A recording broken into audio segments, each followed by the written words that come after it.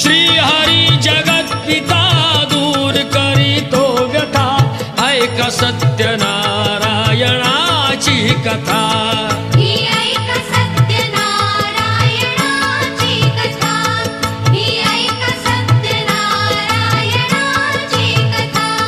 मुकुराजा होता महाथोर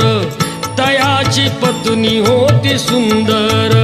नदी किनारी एकदा त्यांनी घातली महापूजा दोघांनी आली एक नौका त्याच मार्गानी नाव भरलेली पूर्ण द्रव्यानी होती व्यापारी साधू बाण्याची रीत पाहण्यास आला पूजनाची उल्का मुकुत्यास